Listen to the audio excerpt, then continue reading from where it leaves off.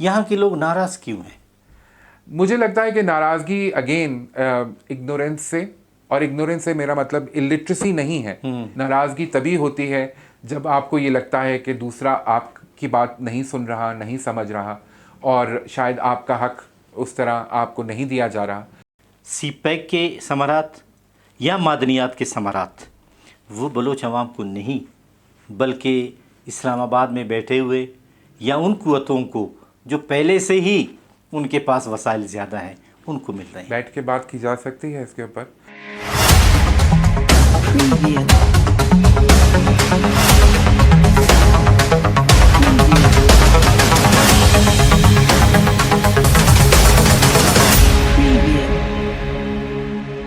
बिस्मिल्लाहिर्रहमानिर्रहीम, अस्सलाम वालेकुम नाज़रीन। आज हमने एक ऐसे सहाफ़ी को मदऊ किया हुआ है कि जिनका ताल्लुक़ इस्लामाबाद से हैं, क्वेटा आए हुए हैं, और इसी से फ़ायदा उठाते हुए हमने उन्हें अपने हाँ मदऊ किया, बल्कि उनसे हम बात करेंगे उनकी ज़िंदगी के बारे में, सहाफ़त के हवाले से, और बलूचिस्तान के मौजूदा हालात के हवाले से भी बात होगी। जनाब हारून शुएब साहब, हारून साहब आपको खुशामदीद कहते हैं। अस्सलाम वालेकुम जी। और ख़ासकर क्वेटे के इस अफसरदा माहौल में कि जो आप चंद दिन से यहाँ पे आए हैं और हालात सुन रहे हैं, बल्कि ये यूँ समझे कि पूरा पाकिस्तान ही गमज़दा है जी। लेकिन गमी और खुशी इंसान की ज़िंदगी में हर वक्त साथ साथ चलते रहते हैं। सबसे पहले तो, फिर बाद में मैं बलूचिस्तान के हालात के तरफ आता हूँ, अपना मुख्तसर सा तारुफ़ हमारे नाज़रीन के सामने करें कि ताल्लुक़ कहाँ से है, तालीम कहाँ हासिल की, मीडिया पर्सन की हैसियत से कहाँ कहाँ काम किया। इस तरह है कयूम बेदार साहब के सबसे पहले शुक्रिया मदऊ करने का। मेरा ताल्लुक़ इस्लामाबाद से है, पैदाइश भी वहीं की, वहीं पला बड़ा, लेकिन क्वेटा के साथ और बलूचिस्तान के साथ एक ताल्लुक़ इस तरह बना रहा बचपन से ही कि हमारी कुछ फैमिली का हिस्सा क्वेटा में आबाद है, और हर साल जो है, साल में कई मरतबा क्वेटा आना होता है। बचपन से लेकर आज तक ऐसा मुझे याद नहीं कि कोई साल गुजरा हो, ख़ास तौर पे गर्मियाँ, जहाँ हमने क्वेटा का सफ़र ना किया हो, चाहे वो ट्रेन के ज़रिए हो, चाहे वो बाय रोड हो, चाहे वो बाय एयर हो अब आकर। तो बहुत सारी यादें हैं, बहुत सारा टाइम गुजरा है यहाँ पर। और तो फिर जब तालीम कुछ मुकम्मल हुई, जो थोड़ा बहुत पढ़ पाए, उसके बाद मैंने फिर दस्तावेज़ी फ़िल्में बनानी शुरू की। माशाअल्लाह। तो वो जब बनानी शुरू की तो पूरे मुल्क में ज़ाहिर है ट्रैवल करने का मौका मिला, तो वो नॉर्थ से लेकर और साउथ तक सब देखा और डॉक्यूमेंट किया मुख्तलिफ़ फ़िल्मों के मुख्तलिफ़ प्रोजेक्ट्स के हवाले से। और बलूचिस्तान में भी अंदरून बलूचिस्तान में सफ़र करने का, लोगों के साथ ज़िंदगी गुजारने का, कई दिन हम इस तरह भी रहे कि हमें एक टेंट में गुजारना पड़ा। जब आपको पता होगा अफ़गान वॉर थी तो रिफ्यूजीज़ का टेंट लगा हुआ, कैंप लगा हुआ था चागी में, तो हमें भी उन्होंने एक टेंट दे दिया और उन्होंने कहा जी 7 दिन आपने यहीं पे रहना है और यहीं पे कहानियाँ इकट्ठी करनी है, टेंट में ही रहना है, टेंट में ही रहना है, वहीं सब उनके साथ। और मेरे ख्याल में मेरी ज़िंदगी का एक बहुत यादगार वक्त था वो, जो मुझे वहाँ गुजारने का मौका मिला। तो फिर सब बलूचिस्तान का लेंथ एंड ब्रेड्थ मैंने देखा उस वक्त। तो मेरा दिल जो था पहले भी बलूचिस्तान के साथ जुड़ा हुआ था, फिर और जुड़ गया, और वो जो मोहब्बत थी ना वो और मज़ीद पुख्ता हो गई। फिर मैं उसके बाद मुख्तलिफ़ NGOs के साथ, डेवलपमेंट सेक्टर की ऑर्गेनाइजेशंस के साथ भी काम करता रहा। और आपको पता है बलूचिस्तान बावजूद इसके कि वसाइल इसमें भी बहुत ज़्यादा हैं, कुछ पसमानदा मुख्तलिफ़ वजूहात की बिना पे रहा है। तो उन कम्युनिटीज़ के साथ हम फिर डेवलपमेंट प्रोजेक्ट्स के थ्रू भी काम करते रहे। तब भी आना रहा बलूचिस्तान में बहुत ज़्यादा, और अभी भी वो ताल्लुक़ इसी तरह कायम है। तो ये सिलसिला रहा है। साथ साथ लिखने का शौक़ मुझे जो था वो हमेशा से था। तो मैंने जब अब रिसेंटली अगर बात करूं तो मेरा ताल्लुक़ है कि मैं एक मैगज़ीन है ऑनलाइन, यूलिन मैगज़ीन, जो इंग्लिश में और चाइनीज़ में दोनों में पब्लिश होता है। तो वहाँ पे मैंने फिर बलूचिस्तान की मुख्तलिफ़ डिस्ट्रिक्ट्स को प्रोफाइल करना शुरू किया, और उसमें उनकी तारीख़, उनका तमद्दुन, उनकी कदावर शख्सियात जो उन डिस्ट्रिक्ट से जिनका ताल्लुक़ है, उधर का अदब, उधर की ज़बान, इन चीज़ों को मैंने फिर अपने आर्टिकल्स में कवर करना शुरू किया। तो वो फिर तस्वीरें भी इकट्ठी की, अब भी बलूचिस्तान के साथ ताल्लुक़ इस तरह है कि अब हम यहाँ पर कोयटा में मैं चाह रहा हूँ कि एक आर्ट गैलरी कायम की जाए बलूचिस्तान बैठक के नाम से, और वो इंशाल्लाह जो है वो जल्द उसके बारे में आपको मज़ीद मालूमात भी देंगे। अच्छा, ये बताएं कि आपने इंटीरियर में भी गए, बलूचिस्तान के उन पहाड़ी इलाकों में रहने वाले लोगों से, मैदानी इलाकों में रहने वाले, बलूची बोलने वाले, बिरावी बोलने वाले, पश्तो बोलने वाले, सबसे ताल्लुक़ एक रहा, इवन चरवाहों से भी जी आपका जी बिल्कुल ताल्लुक़, मुतबरीन से भी। बलूचिस्तान के लोगों को कैसे पाया? बलूचिस्तान के लोगों को वैसे ही पाया जैसे पूरे पाकिस्तान के लोगों को पाया। मैं आपको बताऊं, मज़े की बात यह है कि मैंने नॉर्दर्न एरियाज़, गिलगित बल्तिस्तान बहुत ज़्यादा सफ़र किया है, और जब वहाँ भी आप जाते हैं तो मुझे याद है एक दफ़ा हम इसी तरह जो ऊपर पोलो का मैच होता है, हम वो देखने गए शंदूर के मैदान में, तो हम वहाँ फंस गए, मौसम ख़राब हो गया।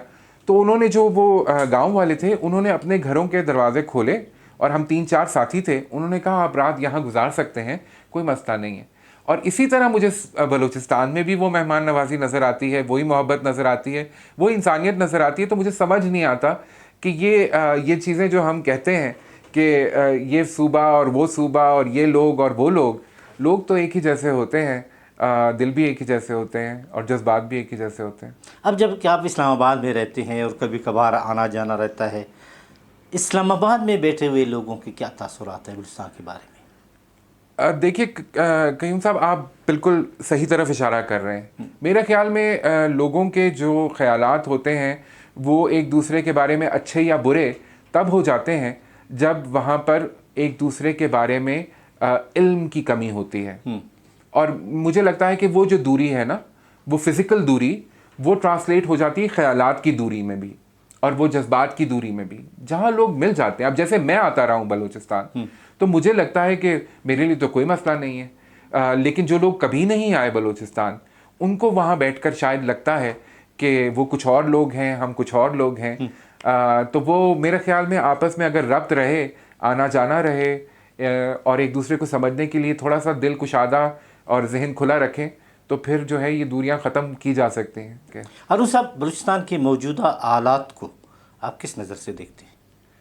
देखिए जी, हमारे पास बहुत सारे चैलेंजेस हैं। मैं अक्सर कहता हूँ कि अब दुनिया जो है वो एक बहुत थ्रेटेंड, इंडेंजर्ड जगह बन गई है। आप देखिए वेस्ट को, जिसको हम समझते थे कि बड़ा सिक्योर है जनाब, वहाँ तो इंसानी जान की बड़ी कीमत है। आपने अभी रिसेंटली देखा इंग्लिस्तान में क्या हुआ, आपने ये देखा कि अमेरिका में क्या होता है, वहाँ पर रेशियल टेंशन्स जो हैं कालों की और गोरों की, वो किस किस तरह इस्तेहसाल की तरफ लेकर जाती हैं। तो ये इंसानी नफ्सियात हैं और इनको समझने की ज़रूरत है। मैं जब बलूचिस्तान के हालात को देखता हूँ तो मैं एक सिर्फ चैलेंज को नहीं देखता, जहाँ आप लॉ एंड ऑर्डर की बात करते हैं, वहाँ मैं क्लाइमेट चेंज की भी बात करता हूँ, पानी की बात करता हूँ, क्योंकि मैं बलूचिस्तान को जानता हूँ और मुझे पता है कि पानी कितना बड़ा मसला है बलूचिस्तान के लोगों के लिए। मैं जब बलूचिस्तान में देखता हूँ तो मैं देखता हूँ कि इंफ्रास्ट्रक्चर कितना बड़ा मसला है यहाँ के लोगों के लिए। मैं जब देखता हूँ तो मैं देखता हूँ कि जब डिज़ास्टर आता है, जैसे अभी फ्लड्स, हमने फ्लैश फ्लड्स के सूरत हाल में देखा, तो इंफ्रास्ट्रक्चर किस तरह तबाह होता है। जिन इदारों को, एजुकेशनल इंस्टीट्यूशंस को, हेल्थ सर्विस डिलीवरी के इदारों को बनाने में कई दिहाइयाँ लग गई, वो एक डिज़ास्टर के बाद न्यूट्रलाइज हो जाते हैं। तो फिर हम क्या करेंगे? हमें इन मौज़ूआत पे सोचने की ज़रूरत है, बजाय इसके कि हम ये सोचें कि अच्छा इक़्तिदार किसके पास होना चाहिए, इख्तियार किसके पास होना चाहिए। और मेरे ख़्याल में तो बहुत सारे चैलेंजेस हैं, इन सब को होलिस्टिकली देखना पड़ेगा और इंसानियत को सबसे पहले रखना पड़ेगा। यहाँ के लोग नाराज़ क्यों हैं? मुझे लगता है कि नाराज़गी अगेन इग्नोरेंस से, और इग्नोरेंस से मेरा मतलब इलिटरेसी नहीं है, इस चीज़ को समझिए। इग्नोरेंस से मेरा मतलब यह है कि एक दूसरे के पॉइंट ऑफ व्यू को ना समझना, जानना ही ना। और हम ये पहले देख चुके हैं, हमारे मुल्क की तारीख में हम देख चुके हैं कि ऐसा हमने पहले भी होते हुए देखा है। तो उन चीज़ों को अवॉइड करने के लिए एक दूसरे को जानने समझने की ज़रूरत है।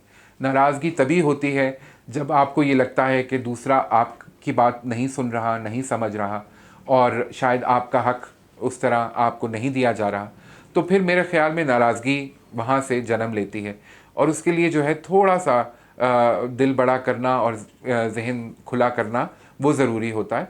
मेरे ख्याल में दोनों तरफ से ये कोशिश की जा सकती है, और दोनों तरफ से अगर इस तरह के कॉन्फिडेंस बिल्डिंग मेजर्स जिनको कहा जाता था स्ट्रेटेजिक टर्म्स में अगर हम बात करें, तो वो अगर ले लिए जाएं तो कोई हर्ज नहीं है।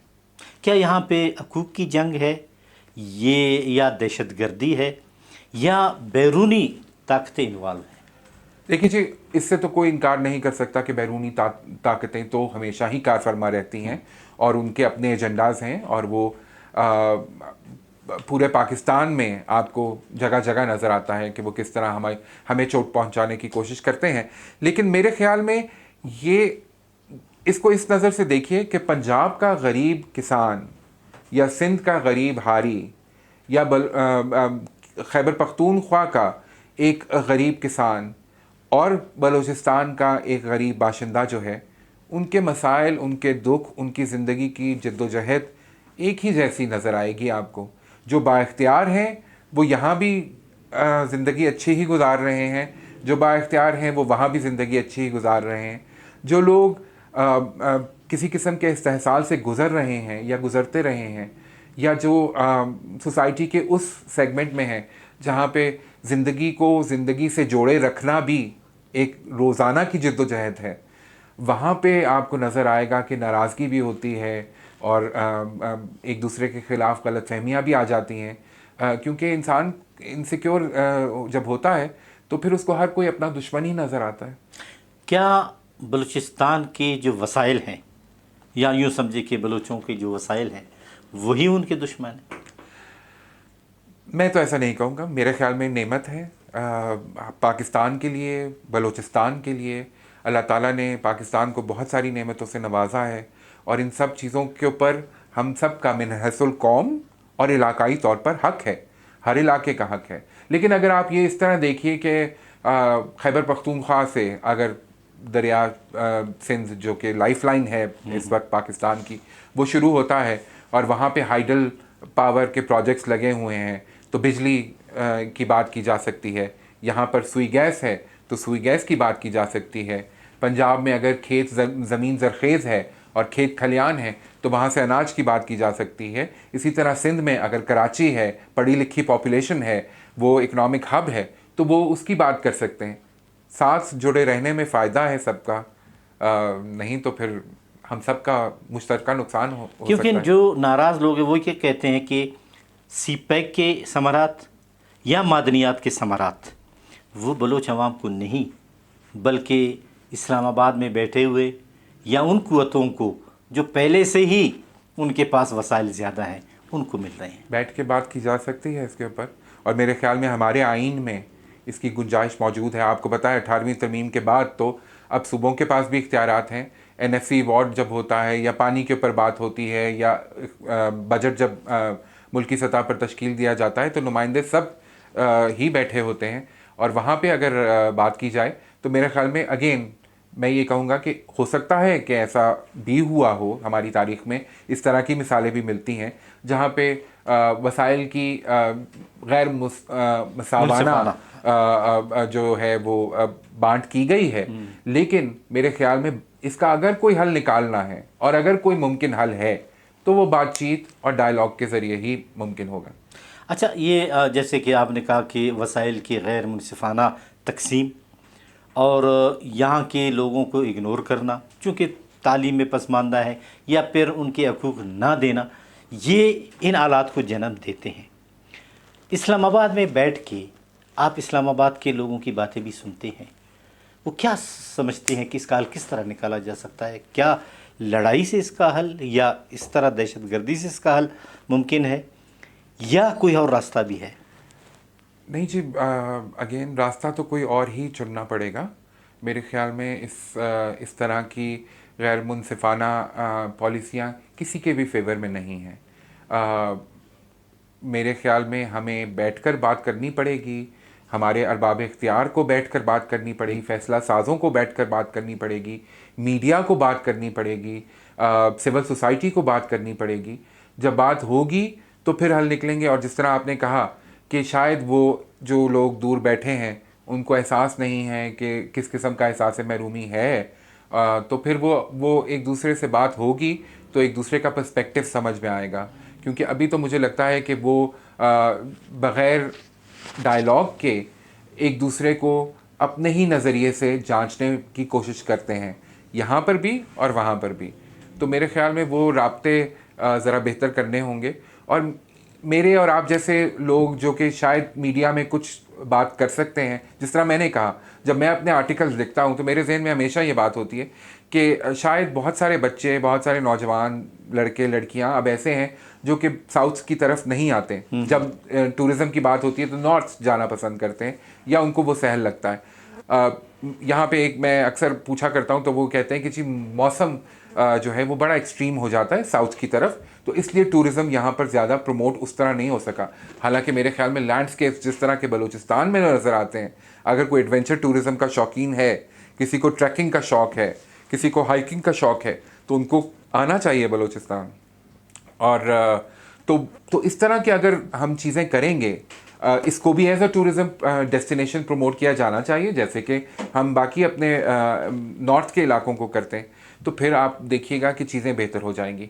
Yes, safety, security, infrastructure, communication, इन चीज़ों को बेहतर करना होगा, और फिर लोग इस तरफ भी आएंगे, यहाँ से लोग वहाँ जा सकेंगे, और फिर जो है ये बहुत सारी दूरियाँ और जहनी जो दबाव है वो कम हो जाएगा।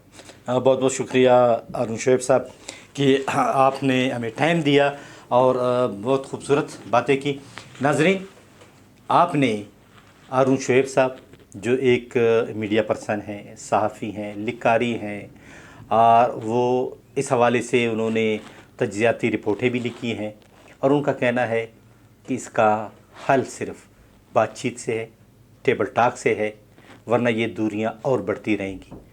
अल्लाह करे कि हमारे जो हुक्मरान है वो इस हवाले से सोचें और इसका मस्बत हल निकालें, तब बलूचिस्तान भी तरक्की करेगा और पाकिस्तान भी तरक्की करेगा। क़य्यूम बेदार को इजाज़त दीजिए। अल्लाह हाफ़िज़।